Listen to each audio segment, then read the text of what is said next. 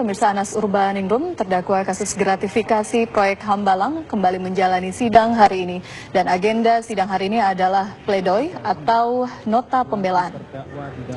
Sidang pembacaan pledoi mantan Ketua Umum Partai Demokrat Anas Urbaningrum Kamis yang dipadati oleh para loyalis Anas. Dalam sidang, Anas membacakan sendiri pledoi atau nota pembelaannya. Pembelaan Anas ini menanggapi tuntutan jaksa penuntut umum pada persidangan lalu yang menilai Anas bersalah melakukan korupsi dan pencucian uang terkait proyek Hambalang. Sebelumnya jaksa menuntut Anas Urbaningrum dengan tuntutan 15 tahun penjara dengan denda 500 juta rupiah subsidiar 5 bulan kurungan. Anas juga dituntut membayar uang pengganti sebesar 94 miliar rupiah dan 5.261.070 dolar Amerika. Sudah berniat dan mempersiapkan diri untuk menjadi presiden. Akal sehat kita dan nalar keadilan hukum mestinya menolak. Setidaknya bisa bersikap. Lalu bagaimana jalannya sidang pembelaan dengan terdakwa Anas Urbaningrum? Kita segera menuju gedung Tipikor. Dila Larasati berada di sana saat ini. Dila, bagaimana jalannya sidang sejauh ini?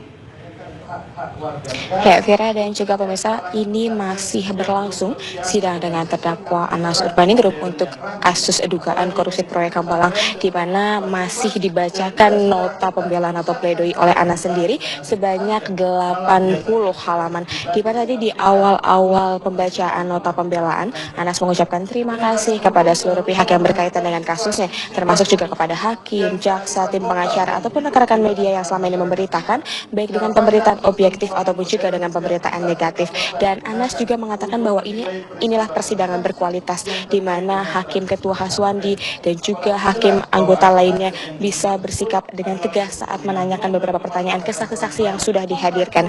Kemudian yang menjadi pembelaan bagi Anas secara pribadi, Anas merasa menjadi korban opini yang sengaja diciptakan dan dibangun seolah Anas melakukan tindak pidana korupsi.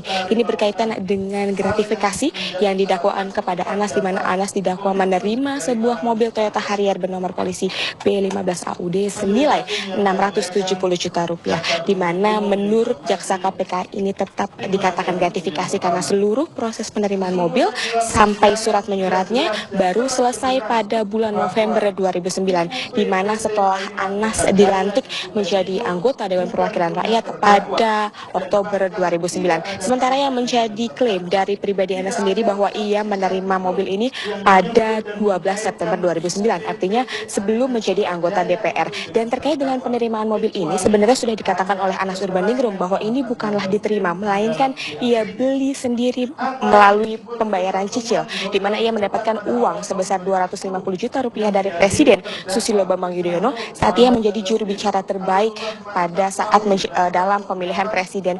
200 jutanya ia belikan mobil sebagai uang muka, kemudian sisanya ia cicil secara pribadi.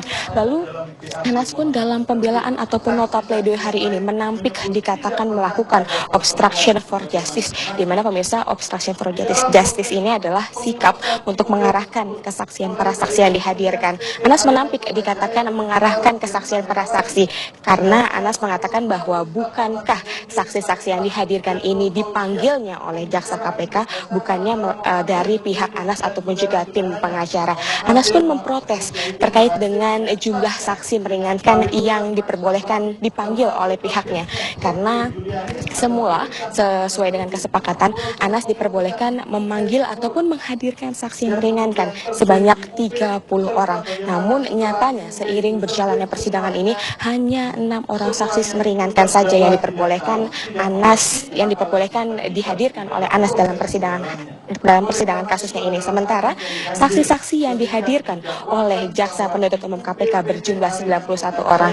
Ini yang dinilai oleh Anas tidak adil dan juga tidak memihak kepada dirinya. Sementara ini yang bisa kami kabarkan dari Pengadilan Tipikor, Anas sendiri masih membacakan nota pembelaan ataupun pledoinya. Jika nanti sudah ada perkembangan terbaru akan kami sampaikan kepada Anda pemirsa. Sementara kita kembali ke Elvira Hairunisa di studio. Baik, terima kasih Dila langsung dari Pengadilan Tipikor Jakarta.